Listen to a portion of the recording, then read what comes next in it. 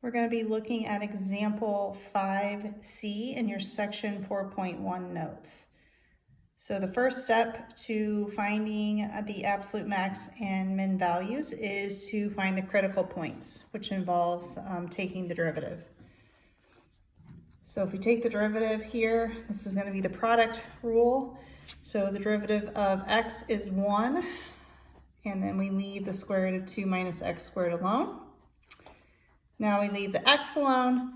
The derivative here is going to involve the chain rule. The outside is the square root. The inside is 2 minus x squared. So the derivative of the square root is 1 over 2 of that square root. And the derivative of the inside is negative 2x. Okay, now we want to clean this up a little bit. The 2's will for sure cancel out. We can see our common denominator is going to be this square root. So we're going to go ahead and put this here. Okay. If you put it on the downstairs, you got to make sure you add one up here. So there'll end up being 2 of them. So just use a square to show that. Okay, so my denominator is the square root of 2 minus x squared. This cancels, so I have 2 minus x squared, and then I have an x and a negative x term. So I'm going to have a minus x squared there. So I end up getting 2 minus 2x squared all over the square root of 2 minus x squared for our derivative. Okay, so to find the critical points, we are going to look at where this is equal to 0 and where it fails. So where it equals 0, that comes from the top part of this. Okay, so solving here, we're going to end up getting negative 2x squared equals negative 2. We can go ahead and divide by negative 2 to get x squared equals 1. So we'll be getting x equals plus or minus 1 for critical points. We also need to look at the denominator. The denominator, we know of any fraction cannot be 0.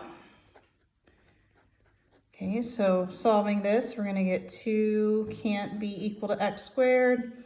If we take the square root of both sides, we're going to get that x cannot be plus or minus 2. So that's actually the endpoints of the interval. So we get them as critical points. We'll evaluate them either way by looking at the endpoints or looking at the critical points. Okay, so we have 4 places that we need to evaluate our function f.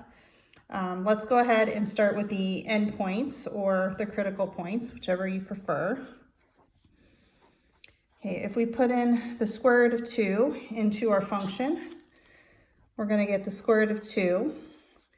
Okay, and then you're going to have 2 minus the square root of 2 squared.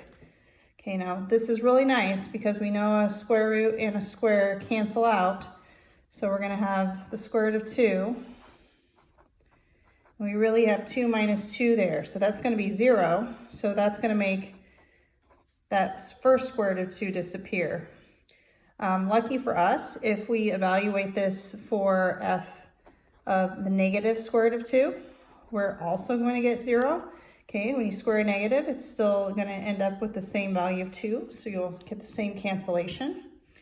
Okay, so that does the endpoints or the critical points, these 2. Now we still need to look at 1 and negative 1, so let's go ahead and look at 1.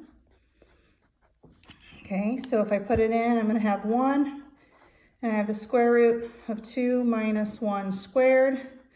That works out really nicely because we will just end up getting 1 there. Okay, now let's look at negative 1. So plugging that into our function, we're going to get negative 1. Then 2 minus negative 1 squared. Okay, this part will end up giving us 1 times negative 1. So we'll get negative 1 for that part. Okay, so at this stage we have answers of 0, 1, and negative 1. So this is our absolute minimum value. And this one right here is our absolute maximum value. Okay, so writing our conclusion statement here, I would say 1, 1, that ordered pair is where the absolute max occurs. If I had to draw the graph, that would be my high spot. And -1, -1 is where my absolute minimum value occurs. If I had to draw the graph, that would be my low spot. And that completes part C.